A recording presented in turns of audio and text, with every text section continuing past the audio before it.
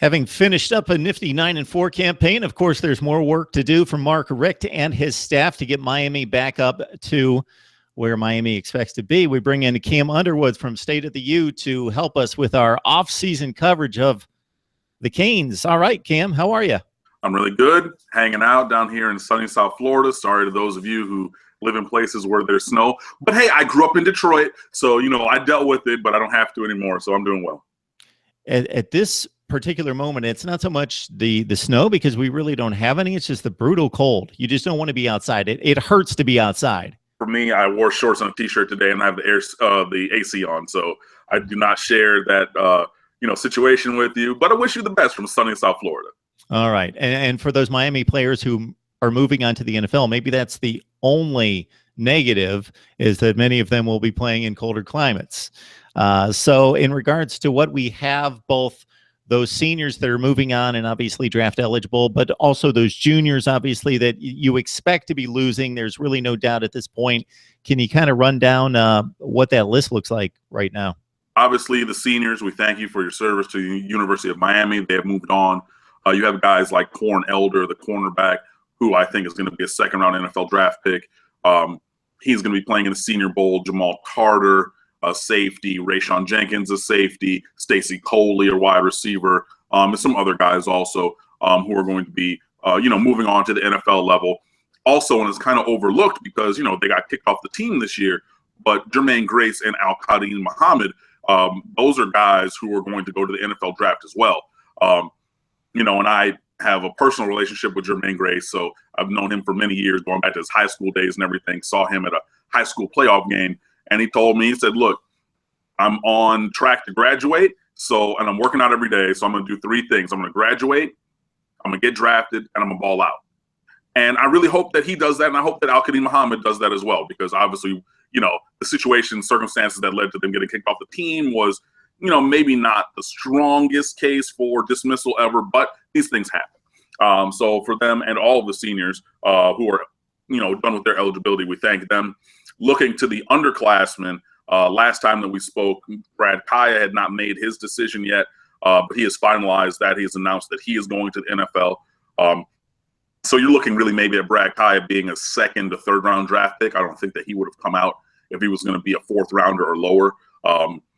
Maybe he did. Maybe he just wanted to move on. And if you did not know, he does come from a family of means. His mother, that's funny because his mother's last name is Means, but money, he has a financial backing. So his mom played Felicia in the movie Friday, hood classic, one of the best comedy movies ever of all time. And everything. And from being from LA, his family does have some financial means to them. So maybe he was more able to leave than some guys who don't have the family money that he does. Although I'm sure that Brad is trying to blaze his own path.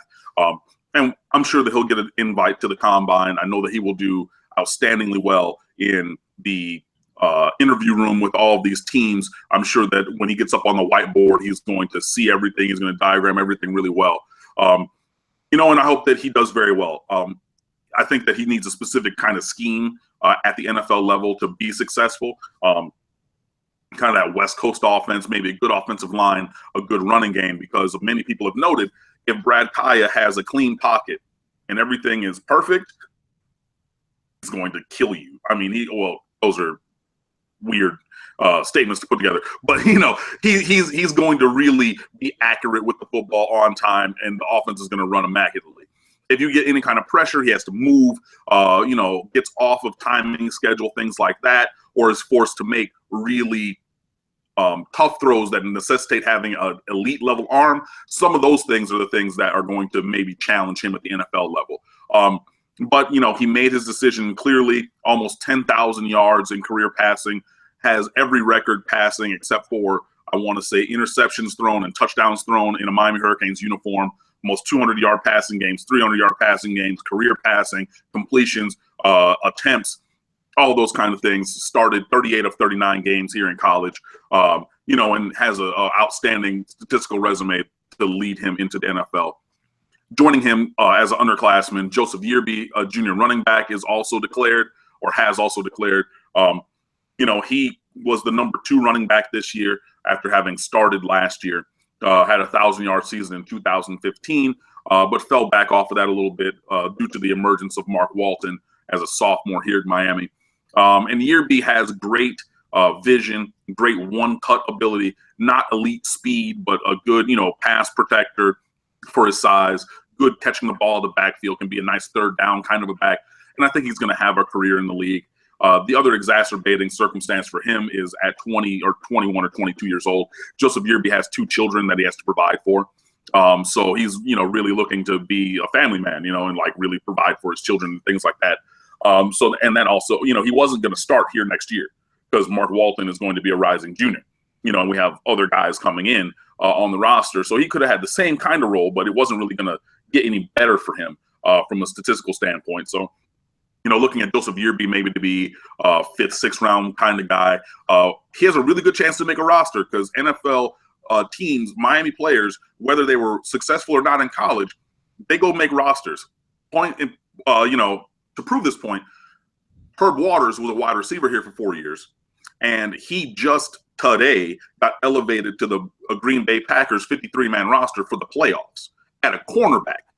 And you're thinking, well, he played offense, he plays defense now. Sam Shields, also a wide receiver in college for the Green Bay Packers, did the same thing, and he just got a $45 million contract last offseason.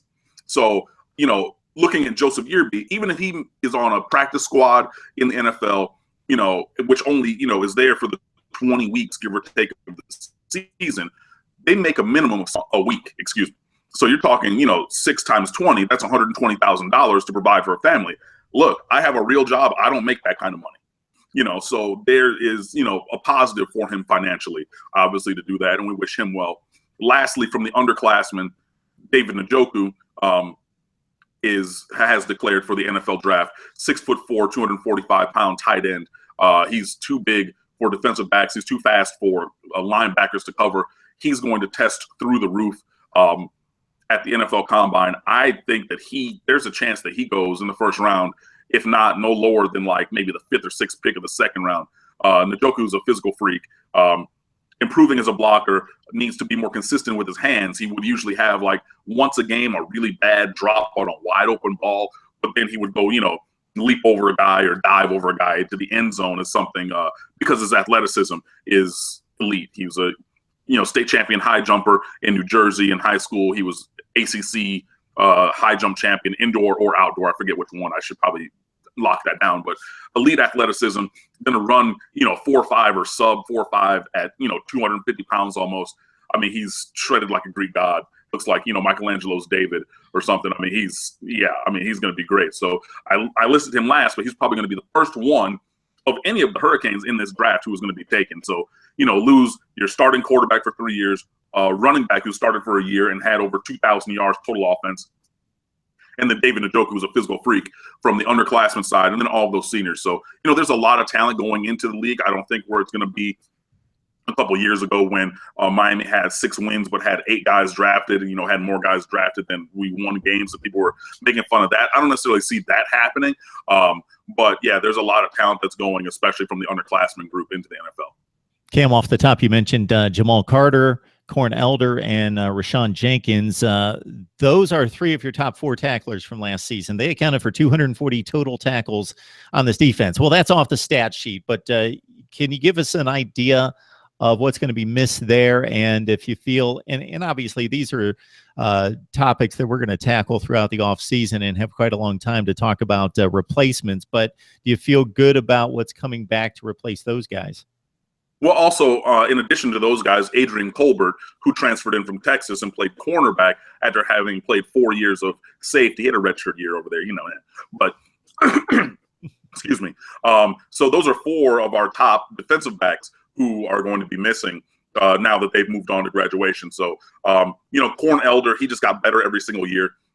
He had the infamous kickoff return against Duke in 2015 to win that game. I'm sure that you remember that. Jamal Carter, if you're modeling jerseys for somebody to look at and then buy it because of their physicality, Jamal Carter is that guy. I mean, he is just chiseled, man. I mean, his physicality is amazing. Rashawn Jenkins was a 5th-year guy, had dealt with some injuries. He'd stepped up really big. Adrian Colbert broke his forearm, so he missed a couple games. But when he was here, he played really well. He had a defining hit in the Notre Dame game when he, they tried to throw the little now screen with the wide receiver to block him and get to the wide receiver on a 4th down, beat that block, blew up the play for negative yardage. Did the same thing in the Russell Athletic Bowl against West Virginia on the same side, the offense's right side. They tried to block him and they couldn't, and he flipped the guy over. You've seen like a meme with that. And then after that was like in the 3rd or 4th quarter. I think it was 4th quarter. And it was like right in front of where my seats were at the 25-yard line, which was amazing. So I'm like right there on top of the play. And he just gets up and kind of flexes and just goes to the sideline like, yep, I'm done here. Like, I'm going to come out of this game. There's nothing else for me to do. So losing those 4 guys off of from the secondary, which played really well because that was a strength of our defense coming into the year. Yeah, there's going to be some battles that are going to happen in the secondary. So hopefully we have, the underclassmen like Jaquan Johnson at safety, like Malik Young at cornerback. They step up, and then some of these guys in this recruiting class coming in, there's snaps to be played because some of the guys in front of them on that roster aren't the greatest. So it's going to be a tall task to replace Colbert and Jenkins and Carter and Elder, especially Elder because he had a revelation of a season this year. But, I think that if we get the kind of talent that Miami should be getting in recruiting, we'll be all right.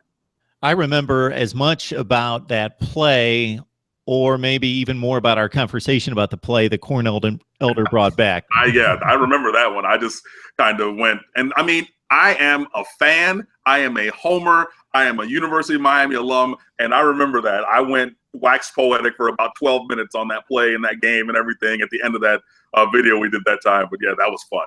That's why we love it.